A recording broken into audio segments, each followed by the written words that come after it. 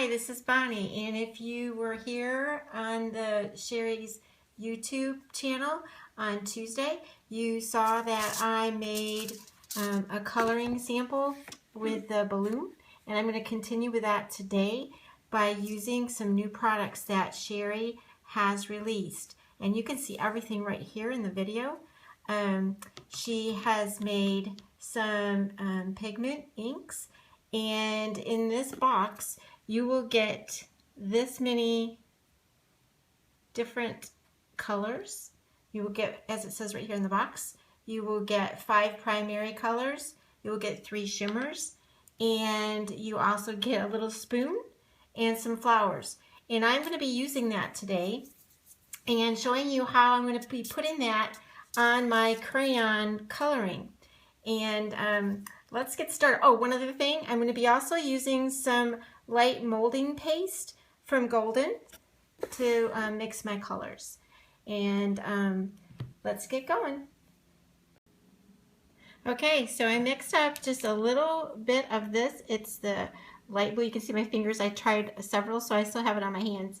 I tried just a little bit. There's a little scoop, like I told you, that came in, and I just used a little bit of that scoop, and it's the shimmer blue, and I'm going to be putting that in the background and over this image. Before I put it over this image, I used a white crayon and went over the part that I've already colored, just so that the whites of the eyes don't turn blue.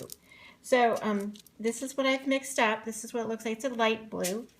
And I'm going to go ahead and start applying that on here, and to see how that will resist my image that I've already done. And that's going to be my background. I'll probably have to rub back a little bit on this, but that's going to be my background for my image. And then I will rub back on that a little bit, so that, because it shouldn't stick to the wax, and as it's drying, I'll just pull that right back off.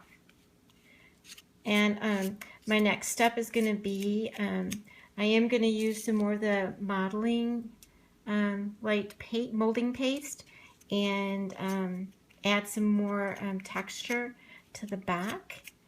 Right now it looks like it's all staying on, but I know that I can get that off. I'm going to try to get this to the edge.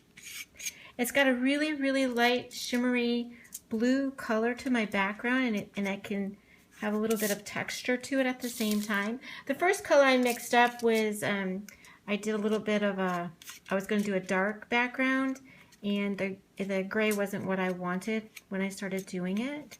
So I'm going with the shimmer blue instead. I actually like that it wasn't totally mixed together. I have a little bit of streaks from the blue also.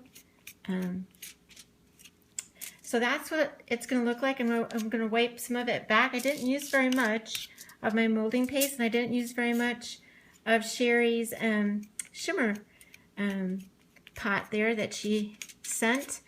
And this looks like it's going to be really cool. So I'm going to rub this back just a little bit, and so you'll be able to see the image better. But you can see how that gives a really nice texture to the background, and I'm going to add some more to it. But I wanted to give you an idea of, as I go, what it's going to look like. Okay, because my molding paste is acrylic based, I went and got a paper towel that was slightly wet. Not really, really damp, but slightly wet. And what I'm doing is I'm just, because I don't want my paper to get saturated either, I'm just slightly rubbing that back. It's like I said, it's like a little bit of a resist. And I'm just pulling that off of what I don't want. And that's what I'm going to do for the whole image. Just pull back what it is you don't want on it. And that's the look you're going to kind of get. And like I said, I'm going to add a little bit more of the paste for the texture in the background. But just keep, working at what you don't want. And if you want to get to the real if you really want it to get to the part that's really tiny, you could use a little brush.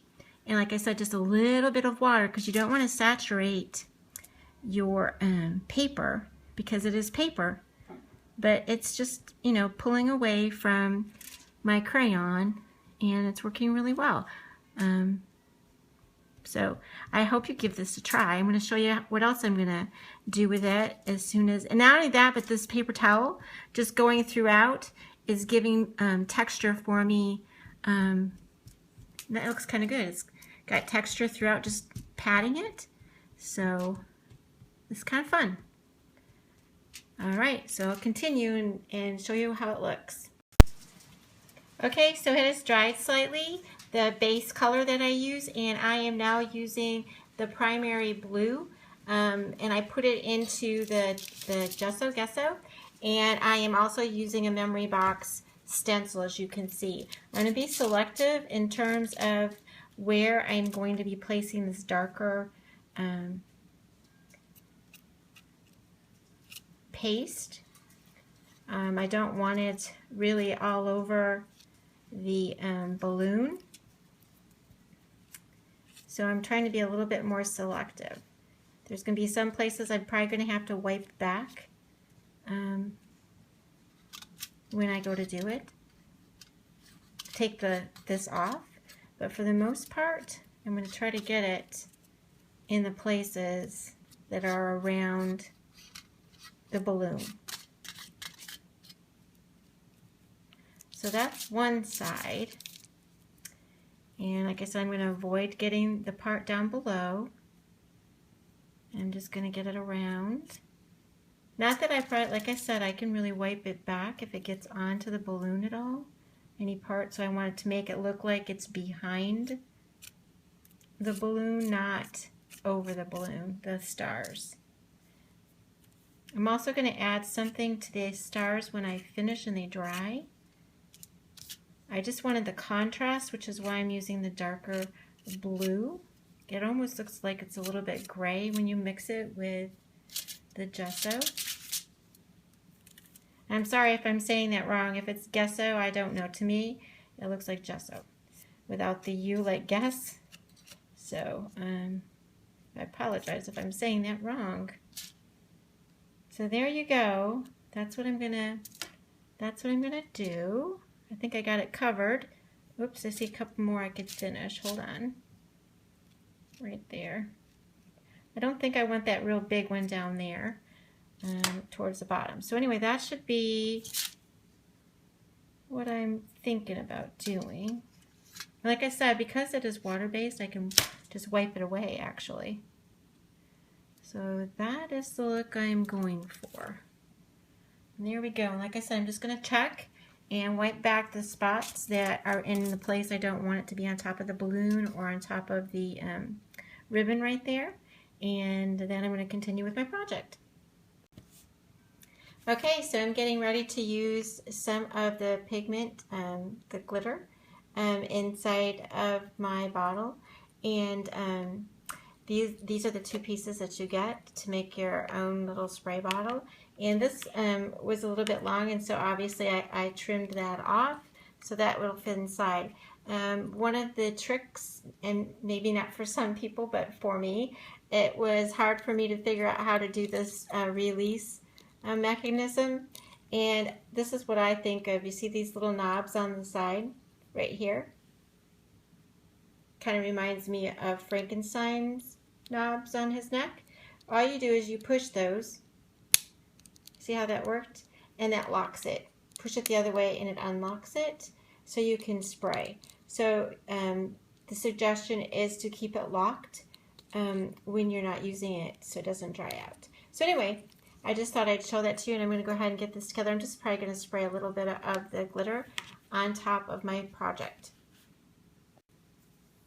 Okay, so I had just a little bit of the really pretty silver that came with the kit into the bottle, and it's just a little bit, and you can see, I don't know if you can see that, how it's a little bit swirly, glittery, and then all you do is just spray on top of your project. this one obviously isn't going to show any color, but at the end it'll have a little bit of shine to it. I'm just going to show you if you can see. And it's water-based, so remember, don't put too much on because you will make everything warp up. So anyway, that's what I've done so far. I'll let you know about the rest. Alright, so now that I have my project done and I've put the molding paste and I've used a pigment shimmer and glitter shimmer, and that's all done, I'm going to be making a card. This is just laid out, it's not glued together yet, but I want to show you some more of Sherri Baldy's product. This is her new paper line. It is so pretty. You can see all the different, you get 8 sheets, and there's a little bit of each on the cover. This is the cover, and it's super, and I'm using that for my card. She also is selling flowers, and there's more than 3. There's actually, if you can see all of them, these are all of the flowers in one bunch, and they're super, super pretty. So that's basically what I'm going to be doing. I'm going to be putting it together. I'm going to try to do a speed, one of those speed fast things, so that you don't have to sit there and watch me step by step really slowly, and we'll get going with doing that right now. Before I get going with putting it together in fast motion, I wanted to show you that, so I didn't waste my paper, I cut out this tag that I'm going to be putting on, and this is going to be going down first, so it'll be totally covered. But I just wanted to show you one of my tricks and when I go to make my cards.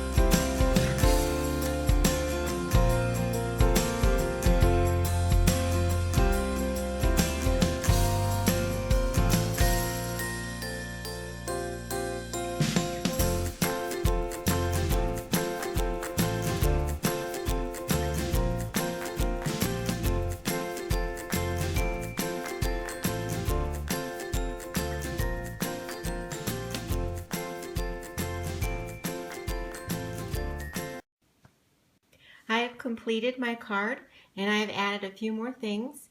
I have added Tim Holtz star border, and I cut that out twice, and then I also cut it out of vellum. And then I had a punch, a Fisker's punch, that actually worked really well for the stars, and so I just punched those separately and just glue dotted those in the center and then curled them up slightly. I also added some wild orchid flowers. That's these right here, and this one and this one. I've also added a Joycraft corner die. And then, like I said, I added the vellum stars, and it's kind of hard to see, but I wanted you to see. I don't know if you can actually see. I actually sprayed those with Sherri Baldy's shimmer, her shimmer pigment that I used on the entire card. It just gives such a pretty fine mist of sparkle. It kind of reminds me of pixie dust. It's just so pretty. So just wanted to show you the finished card and how I added a few more things after I constructed it. I hope that you will come back and see the design team, the new design team on Color-ology. They are an awesome, awesome team, and you will enjoy everything that they create. We will be adding our videos on Tuesdays and Thursdays, so please come back, subscribe and share and comment. We'd love to hear what you have to say. At the end of my video, I will have links to the image and to Sherri's product. And I also will have it in the description box. I enjoy spending this time with you. Thank you.